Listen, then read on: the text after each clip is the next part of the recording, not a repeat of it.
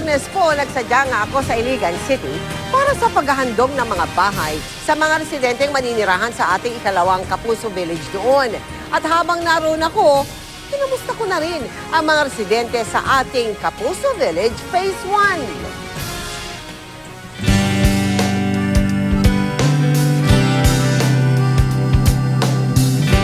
1. Hindi po mamahaling subdivision ang inyong nakikita. Ito po ang ating Kapuso Village Phase 1 sa Iligan City. Sa disenyo at ganda ng mga bahay dito, madalas raw mabiro ang mga residente dito na sa exclusive subdivision sila nakatira. Larawan ng isang masayang pamayanan ng ating Kapuso Village. Parang kailan lang nang una silang lumipat dito. Sinamahan pa nga namin si Riza sa unang pagtuloy ng kanyang mag-anak sa kanilang bagong tahanan. Kamusta na kaya sila ngayon? Hello mga kaposo, tuloy kayo po sa bahay namin. Ito po ang mga anak.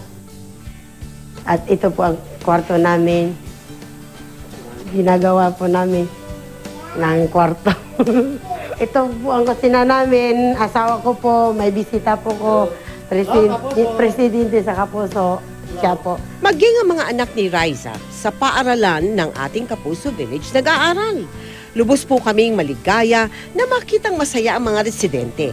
Daan-daan pong pamilya ang nabago ang buhay dahil sa mga tulong na ipinaabot ng ating mga donors matapos manalasa ang bagyong Sendong noong 2011. Nagbago po ang buhay namin dito po. Lahat na tumutulong sa amin. Maraming salamat po. Masaya po kami kahit.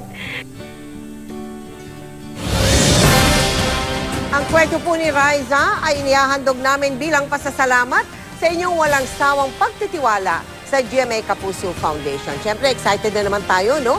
Sa pagtatayo ng ating dalawang Kapuso Village sa Leyte para naman sa mga biktima ng Yolanda. Nagpapasalamat po kami sa lahat ng ating mga sponsor, sa lahat ng ating donors, at sa lahat ng iba pang naging bahagi ng pagtatayo ng dalawang Kapuso Village doon sa Iligan City. Baka po nais ninyo maging bahagi ng aming mga projects tulad nila, maaari po kayo magsadya o tumawag sa aming tanggapan, magdeposito sa aming bank account, o sa anumang sangay ng Cebuana Luwelier o maglagon sa www.kapusofoundation.com.